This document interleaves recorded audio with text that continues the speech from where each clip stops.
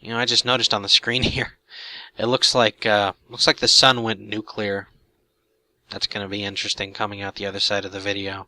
Anyway, that's the census entry. And it has the languages if it speaks any. We'll also include an entry for telepathy if the creature happens to have telepathy. That doesn't speak to any particular language. It just means that the creature can speak telepathically the languages that it knows. And then it includes the challenge rating and how much experience the creature's worth. After that basic stat block there, you get into the creature's traits. In this case, the aboleth is amphibious.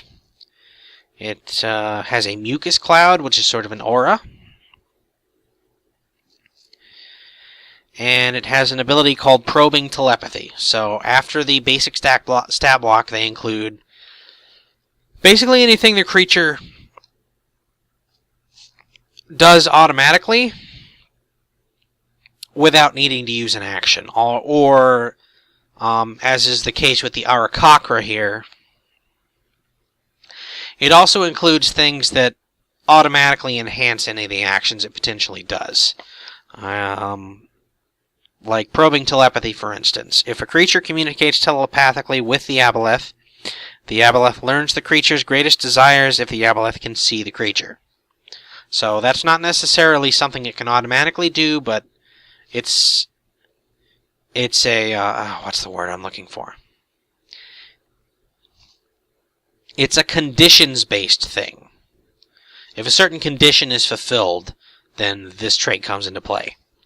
And then it has the creature's actions. In this case, multi-attack is an action that this creature has, which means it can make multiple of a given attack. In this case, it makes 3 tentacle attacks if it uses multi-attack. Multi-attack always lists what attack it allows the creature to do. And then you just look through the rest of the entry.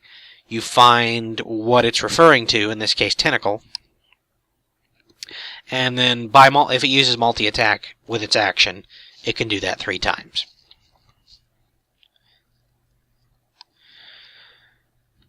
And that's basically what the actions category covers, is just everything the creature can do with its action.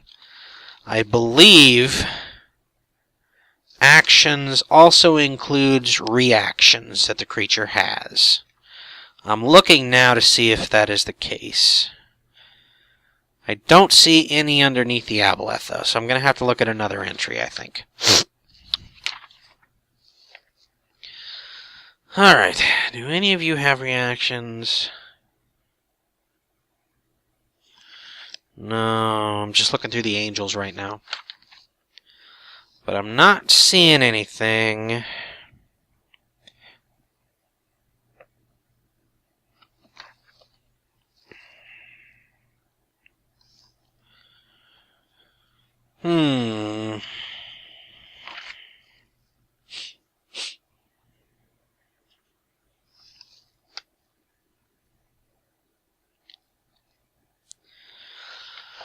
Alright.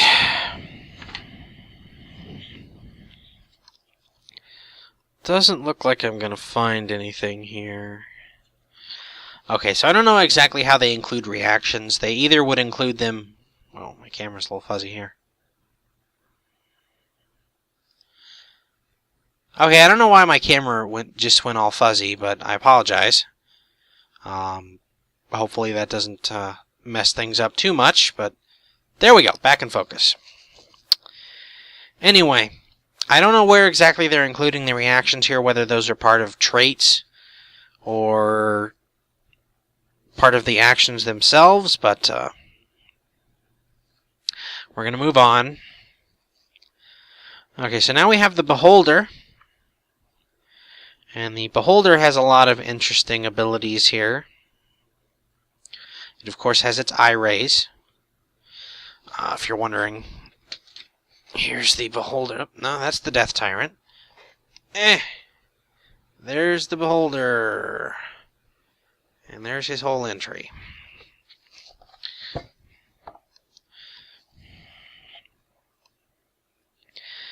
And as far as legendary actions for Beholders go, they can take 3, and they only have 1 action available to them. Eye Ray. And basically what that does is it lets them use a random Eye Ray. They can do that 3 times around. So pretty nasty, especially when you start looking through some of the effects that the rays have here.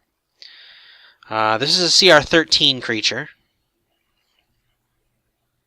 So considerably stronger than an Aboleth. Let's just go through the rays here so we can kind of go through some of the effects. Charm Ray. Targeted creature must succeed on a DC 16 Wisdom saving throw or be charmed by the beholder for 1 hour or until the beholder harms the creature. Paralyzing Ray. Targeted creature must succeed on a DC 16 Constitution saving throw or be paralyzed for 1 minute. Target can repeat the saving throw at the end of each of its turns, ending the effect on itself on a success. Fear Ray. Targeted creature must succeed on a DC 16 Wisdom saving throw or be frightened for 1 minute. The target can repeat the saving throw at the end of each of its turns, ending the effect on itself on a success. Slowing Ray. The targeted creature must succeed on a DC 16 Dexterity saving throw. On a failed save, the target's speed is halved for 1 minute. In addition, the creature can't take reactions, and it can take either an action or a bonus action on its turn, not both. Creature can repeat the saving throw at the end of each of its turn, ending the effect on itself on a success. Innervation Ray. Targeted creature must make a DC 16 Constitution saving throw taking 36 or 8d8 necrotic damage on a failed save, or half as much on a successful one. Telekinetic Ray. Target is a creature, it must succeed on a DC 16 Strength saving throw where the beholder moves it up to 30 feet in any direction.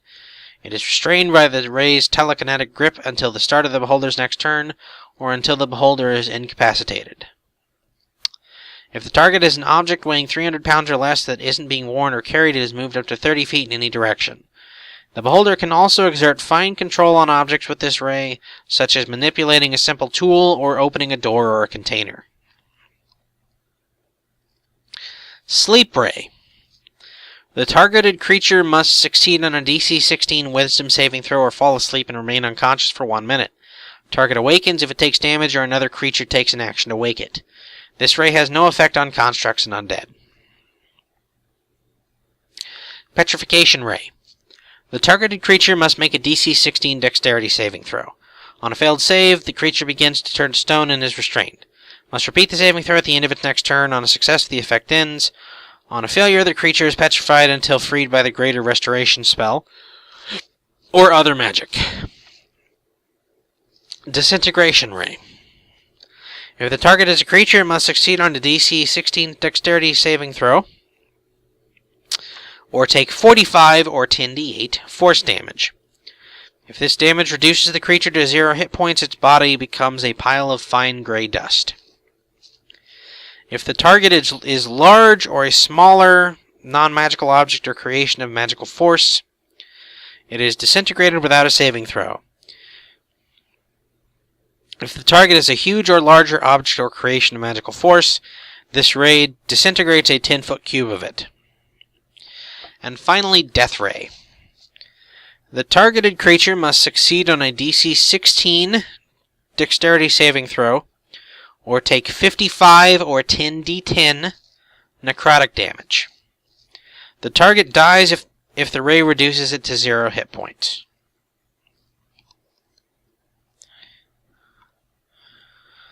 So it's got some pretty deadly effects, and as far as how those effects come into play, when the beholder uses the Eye Ray's action, it shoots 3 of the following magical rays at random.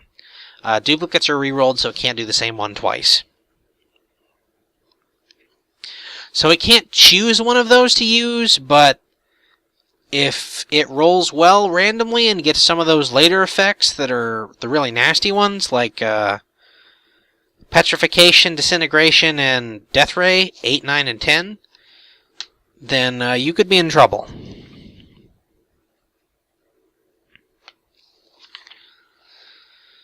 And they have various types of beholders, like on the other page there, you saw the Death Tyrant, which is basically an undead beholder. Slightly more nasty. As far as lair effects and regional effects goes for beholders, you have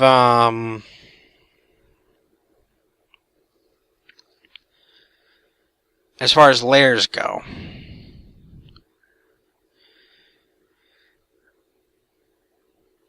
this is one of its layer actions. A 50-foot square area of ground within 120 feet of the beholder can become slimy. That area is difficult terrain until initiative count 20 on the next round. Another action, walls within 120 feet of the beholder sprout grasping appendages until initiative count 20 on the round after next. Each creature of the beholder's choice that starts its turn within 10 feet of such a wall must succeed on a DC 15 dexterity saving throw or be grappled. Escaping requires a successful DC 15 strength or dexterity check. Those are also athletics or acrobatics, so if you have proficiency in those, you get those on there. Or an eye opens on a solid surface within 60 feet of the beholder. One random eye ray of the beholder shoots from that eye at a target of the beholder's choice that it can see. The eye then closes and disappears. So the beholder can potentially be chucking around a lot of eye rays. Because if you go through this, it's got the lair action, which allows it to chuck one. It has 3 eye rays it can do on its turn, and as a legendary action it can do 3 more per round. That's potentially 7 eye rays a round. That's pretty crazy.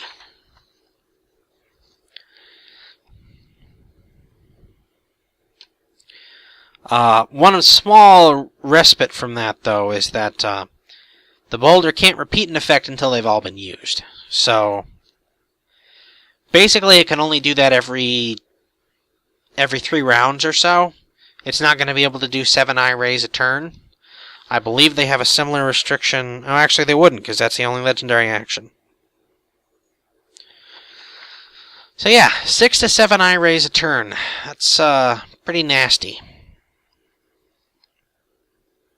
And it's always going to do a minimum of 3, because unless it's holding back for some reason, there's no reason it's not going to do at least the 3 legendary action eye rays.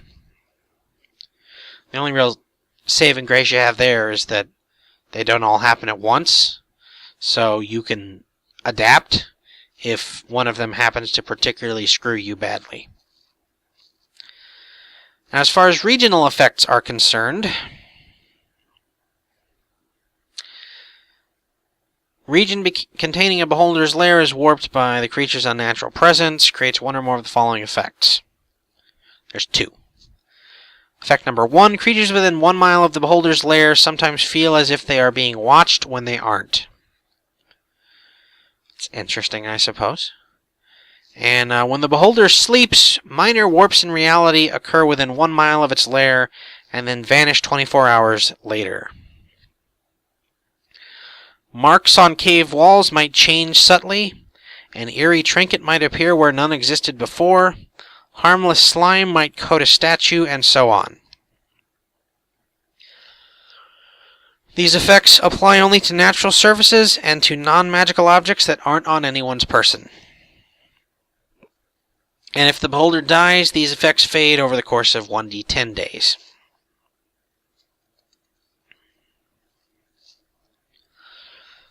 So their effects aren't quite as bad as the ones of the Aboleth. Another thing to mention is that, at least on the beholder, let me go back and check the Aboleth. But at least on the beholder, if you fight them in their lair and they get these advantages, it does increase their challenge by 1. So it's not like they just get to be stronger for nothing. Apparently on the Aboleth that is not the case, because it does not say that it boosts their challenge rating. So the Aboleth just gets to use that stuff for free, I guess. Well, I suppose that makes sense for the beholder, though, because he gets the extra eye ray. And the beholder's lair actions in general seem to be a lot more active. So there's another of the legendary creatures. As far as what they have in the book, just kind of going from the beginning here. I'm not, of course, going to read all of the entries, because that would, I haven't even done that on my own time. If you're wanting to get an idea of how much there is, here you go. That's, oops. That's everything right there. Let me just do a quick count.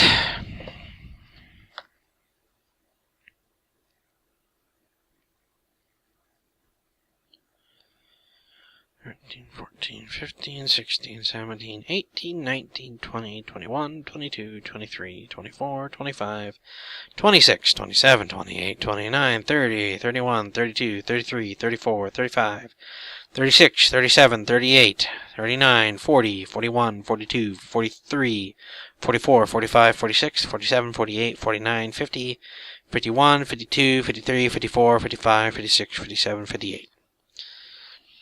And then we multiply that.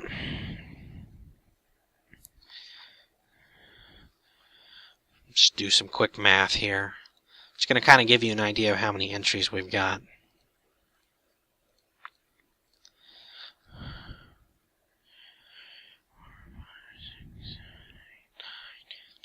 $12, $13, $14, $15, $16, $17, $18, $19, $20, $21, $22, 25, 26, 27, 28, 29, 30, 31, 32, 35, 36. So by my count, there are 151 entries in this book. And that's just entries. That's not monsters. Because each entry can potentially have several monsters underneath it, like the Beholder. The Beholder has 3 monsters under one entry. Beholder has the Beholder itself, the Death Tyrant, and then they have a much weaker variety of Beholder called a Spectator, which is basically a Beholder created specifically by a wizard from the remains of a Beholder. But not in the same way that the Death Tyrant is created. Because I believe the Death Tyrant is like a fully... It's either like a Beholder Lich sort of deal, or it's a reanimated Beholder. I'm not sure which.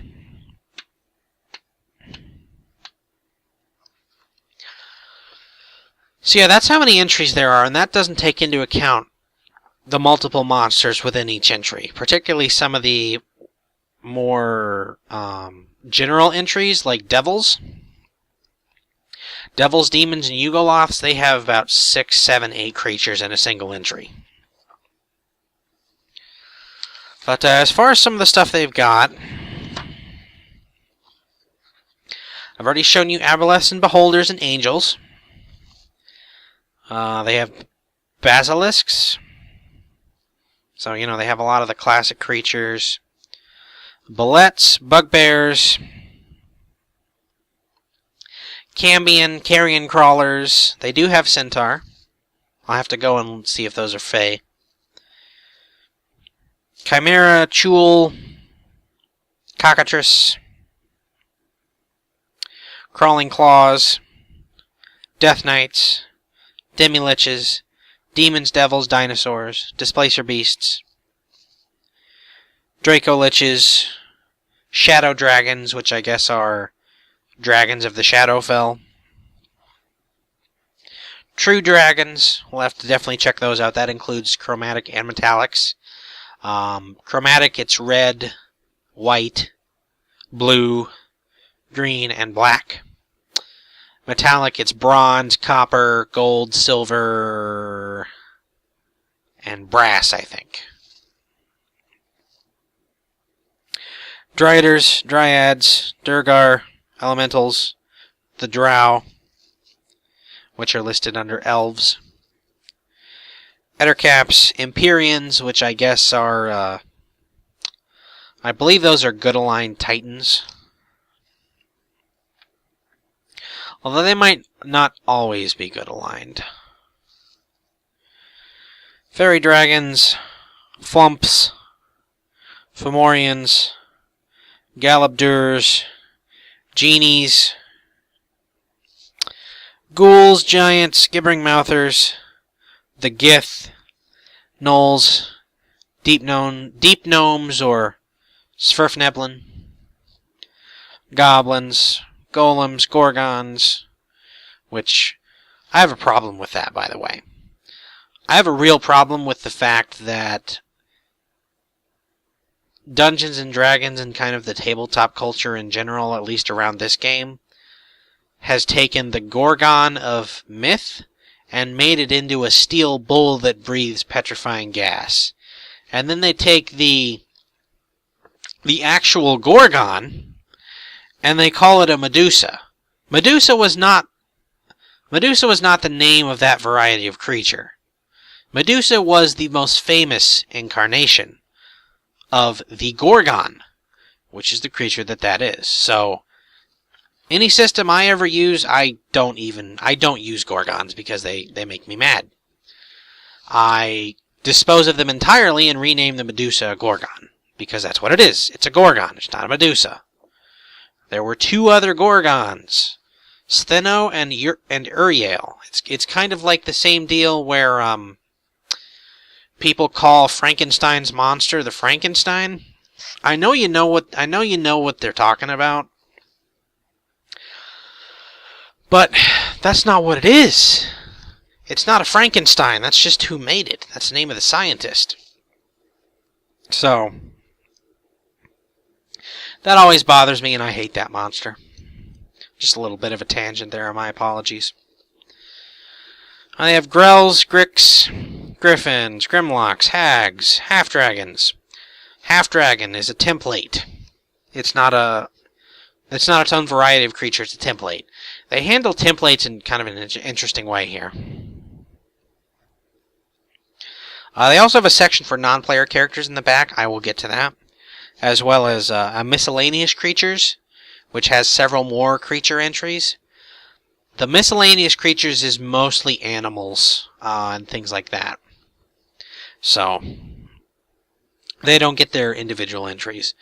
The thing about the individual entries is that they have a lot more information as far as what the creature is and its origins. Like, they dedicate a good page to half a page to each creature, and just sort of explaining what's special about them. Which is cool, because it's a lot of good lore information, and it really helps to give you an idea of how to incorporate the creature into your campaign, or whatever you're going to do with it. So that's a nice thing to have. Anyway, moving on, we also have Harpies, Hellhounds, Helmed Horrors, Hippogriffs, Hobgoblins, Hook Horrors, Hydras, Intellect Devourers, Invisible Stalkers, Jackalwares, Kinkus, Kobolds, Krakens, the Kuatoa, Lamias, Liches, Lizardfolk, Lycanthropes. They have, as far as the Lycanthropes go, Werebears, Were-Rats, Were-Boars, Were-Tigers, and of course Werewolves. Manticores, Medusas, Mephits, Merfolk, Marrows. Marrows are basically corrupt merfolk. Mimics, Mind Flayers, Minotaurs, Modrons, Mummies, Myconids, Nagas, Nightmares, Nothics, Ogres, Oni, Oozes, Orcs, Otyugs, Owlbears, Pegasi, Perytons, Piercers. Piercers are basically like living, what's the one that's on the top of the cave? Is it stalagmite or stalactite? I always think it's stalactite, but I can never remember. At any rate, piercers are living varieties of those things, the spiny things on the top of the cave, that exist to basically fall on people. Now, I'm not a big fan of those, because one of the things that has almost become a phobia for me at this point is the concept of a creature that sort of hangs above you and attacks you from above. this is something that you can have in various forms, like a spider that falls from the ceiling. Ugh, that's a double bad for me. Or in the particular case of the reason I believe I have this kind of bordering on a phobia at this point, the barnacles from Half-Life. I had a bad experience with one of those very early on when I first played the Half-Life game, the original, where they creep me out in general in the first place, and I was kind of running around and fighting, and I got caught with one. I got caught by one, and I utterly, absolutely freaked out. And from that point on, I was utterly terrified of barnacles. It didn't get so bad to where I couldn't fight them. It's just I couldn't deal with them at all. I just had to deal with them very, very carefully. So, not a big fan of piercers. They're a little creepy for me. We also have pixies, pseudo-dragons, purple worms, quaggoths, rakshasas, remorazes, revenants, rocks, ropers, rust monsters, sahagins, salamanders, satyrs, scarecrows, shadows, shambling mounds, shield guardians, skeletons, slotty, specters, sphinxes, sprites, sturges, succubi and incubi. They have been separated from devils and demons and kind of made into their own thing. As far as I can tell, they appear to be a universal variety of fiend that can be found within any of the groups. Tarrasques, the three Kreen, which I believe might be the only psionic creature in here. Treants, troglodytes, trolls, umberhulks, unicorns, vampires, the water weird. Wights, will-o-wisps, wraiths, wyverns, zorn, yetis, yuan-ti, yugoloths, and zombies. That does not cover everything. There were some things I left out, but they have a pretty good variety in here, is kind of the general point. And now I think it would be a good idea to check out some of the more iconic stuff here. Centaur are treated as monstrosities. Okay, so that kind of confirms what I said before about that monstrosities appear to be creatures which are a combination of an animal and a human. Monstrous humanoids, basically.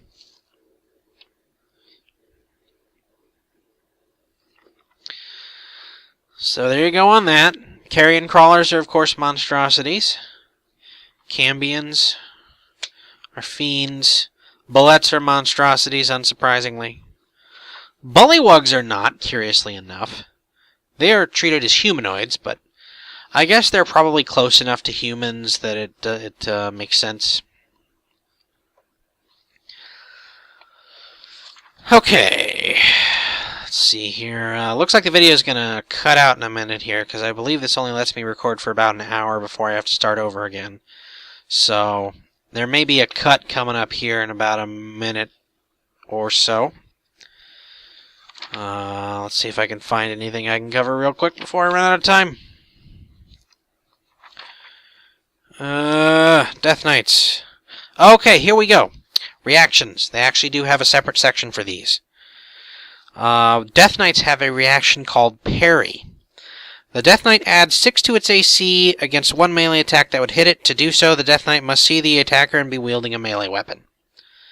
So, basically, if a creature has a specific ability it can use as a reaction, it will be listed in a section after the actions, it looks like. Demi-Liches are another creature with legendary actions. I think what I'm really going to try and cover here is dragons.